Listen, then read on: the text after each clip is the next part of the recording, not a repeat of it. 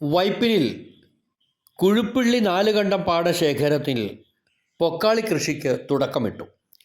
ഭൂമിയിലെ ഏറ്റവും ശുദ്ധമായ അരി, കൃഷി ചെയ്യാൻ വളവും കീടനാശിനിയും ആവശ്യമില്ലാത്ത പൊക്കാളി നെൽകൃഷി കേരളത്തിലെ തീരദേശ ഗ്രാമങ്ങളുടെ ഹൃദയത്തുടിപ്പാണ്. വൈപ്പിൻ MLA KN ഉണ്ണികൃഷ്ണനാണ് കുഴിപ്പിള്ളിയിലെ പൊക്കാളി കൃഷിക്ക് വിത്തെറിഞ്ഞുകൊണ്ട് നേതൃത്വം നൽകിയത്.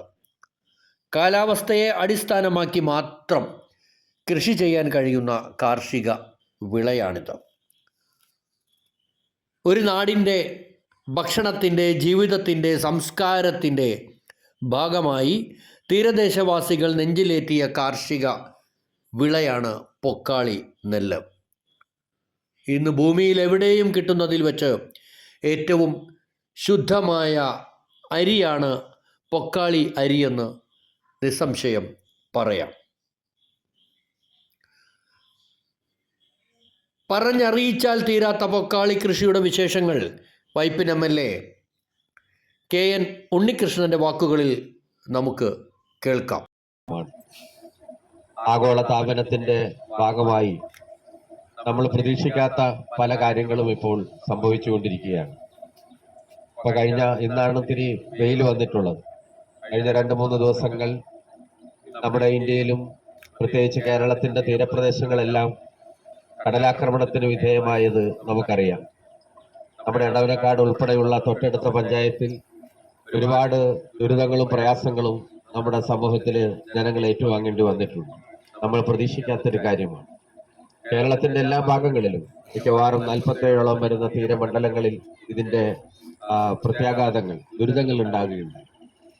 ഏറ്റവും കൂടുതൽ കഴിഞ്ഞ വർഷം കടലാക്രമണത്തെ ചെറുക്കാൻ കോടിക്കണക്കിന് രൂപ ചെലവഴിച്ച ചെല്ലാനം ഉൾപ്പെടെയുള്ള പ്രദേശങ്ങൾ, പൊന്നാനി ഉൾപ്പെടെയുള്ള മേഖലകൾ, അതുപോലെ കോഴിക്കോട് കടപ്പുറം, അങ്ങനെ എല്ലാ മേഖലകളിലും ഈ തവണ കടലാക്രമണത്തിന്റെ ദുരിതങ്ങൾ ഉണ്ടാകുകയുണ്ടായി.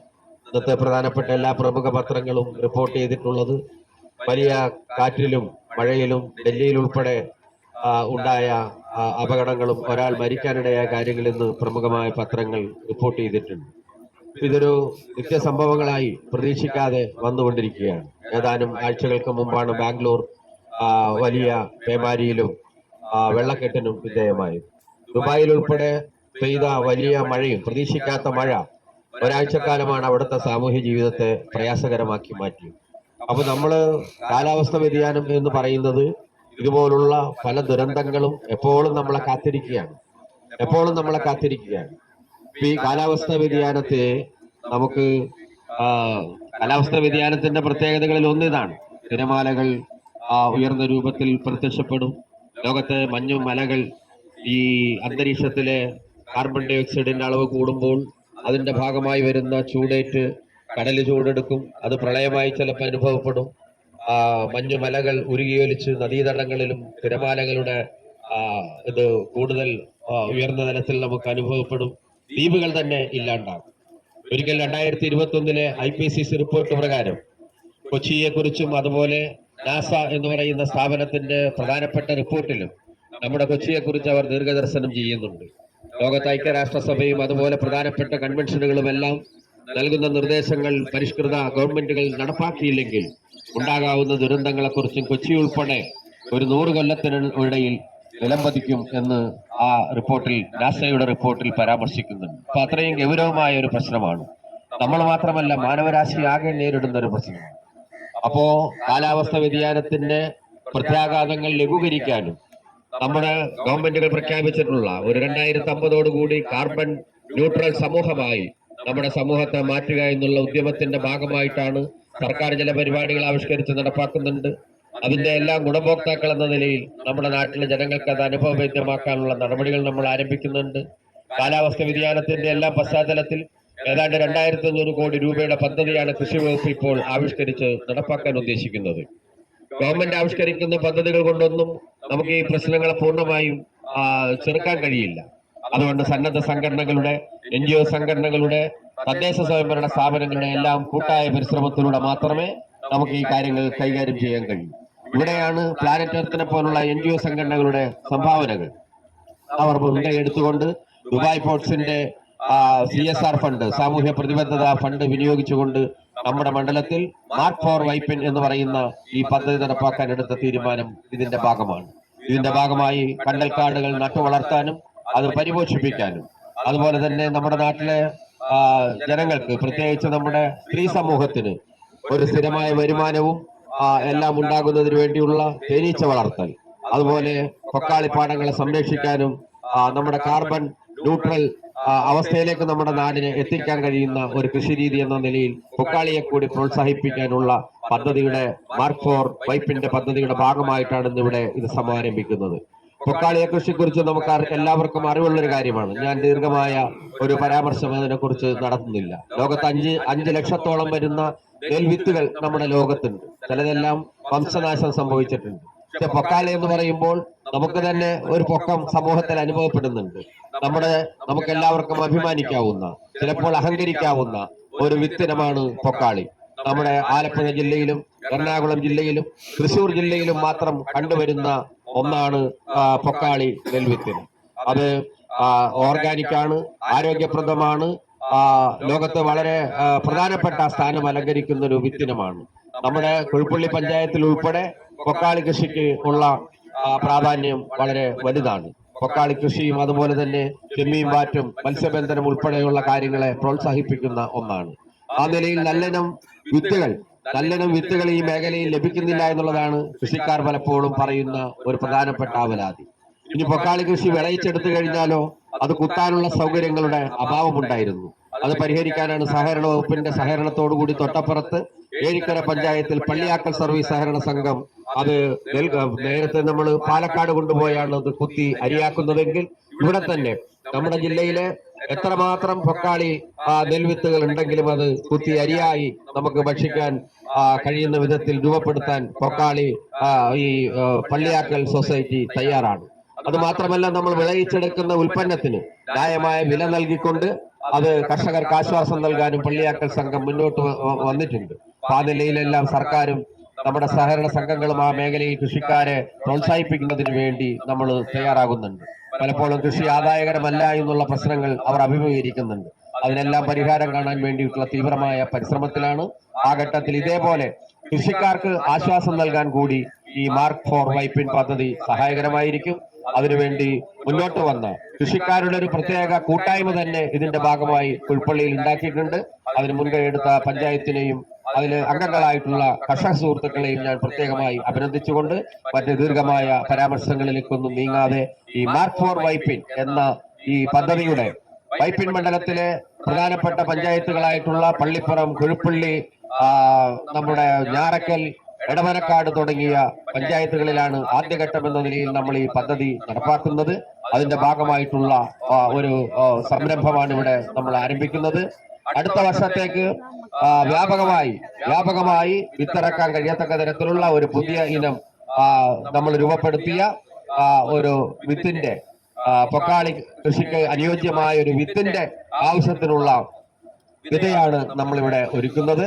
ഇതിൽ പങ്കാളികളായിട്ടുള്ള എല്ലാ സഹോദരങ്ങളെയും ഞാൻ ഹൃദയപൂർവ്വം അഭിവാദ്യം ചെയ്തുകൊണ്ട് എല്ലാവർക്കും ശുഭദിനം നേർന്നുകൊണ്ട് ഈ പരിപാടിയുടെ ഔപചാരികമായ ഉദ്ഘാടനം ഞാൻ നിർവഹിച്ചതായി പ്രഖ്യാപിക്കുന്നു. നിങ്ങൾക്ക് എന്റെ സ്നേഹാഭിവാദനങ്ങൾ. നമ്മുടെ കർഷക സുഹൃത്തുക്കളെ അധികം മഴയും വെയിലും ഒന്നും കൊള്ളിക്കാതിരിക്കാൻ വേണ്ടി പ്ലാനറ്റ് എടുത്ത് അവർക്കൊരു സമ്മാനം കൊടുക്കുകയാണ്. അത് കൊടുക്കാനായിട്ട് MLA ക്ഷണിക്കുകയാണ്.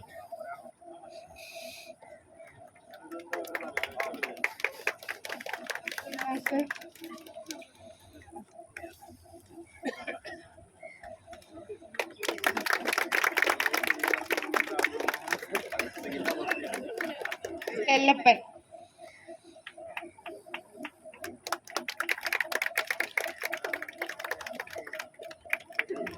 രാധാകൃഷ്ണൻ,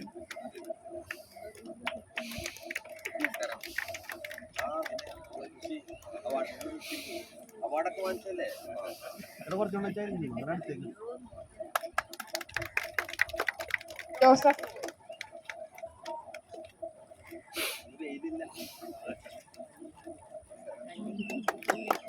അംബികാവതി,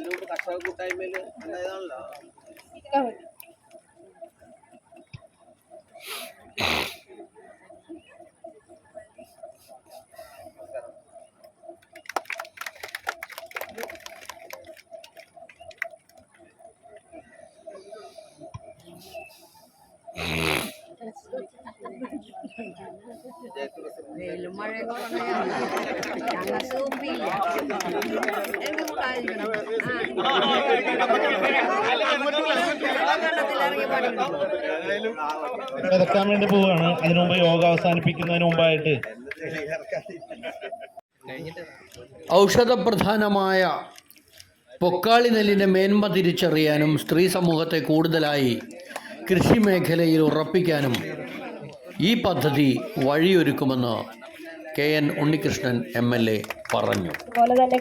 നാടിൻ്റെ കാർഷിക മേഖലയുടെ മുഖ്യ പങ്ക് വഹിക്കുന്നതായിരിക്കും ഈ പൊക്കാളി കൃഷി എന്നും വൈപ്പിൻ MLA പറയുകയുണ്ടായി.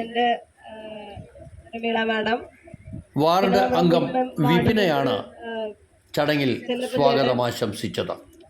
പിന്നെ കർഷക തൊഴിലാളികള്, സമാജത്തിന്റെ ആളുകള്, പിന്നെ എൻ്റെ വാർഡിലെ തൊഴിലുറപ്പ് തൊഴിലാളികള്, പിന്നെ 1-ാം വാർഡിലെ member, Kuzhuppilly panchayat president KS Nibin അധ്യക്ഷ പ്രസംഗം നടത്തി. കർഷക തൊഴിലാളി യൂണിയൻ നേതാവ്, പിന്നെ ഇവിടെ കൂടിയിരിക്കുന്ന എല്ലാവർക്കും എൻ്റെ പേരിലും കുഴുപ്പള്ളി ഗ്രാമപഞ്ചായത്തിന്റെ പേരിലും സ്വാഗതം പറയുന്നു.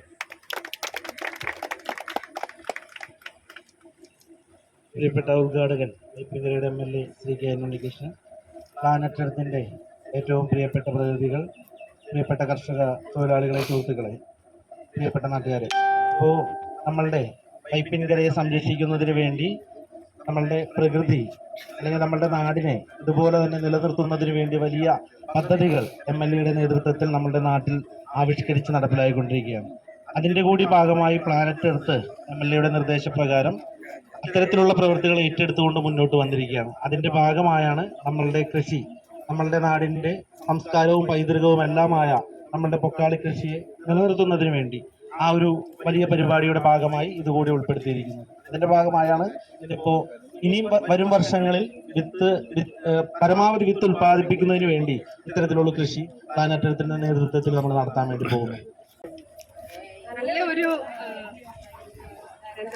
കൃഷി ഓഫീസർ ഷാജിനെയും ചടങ്ങിൽ സംസാരിച്ചു.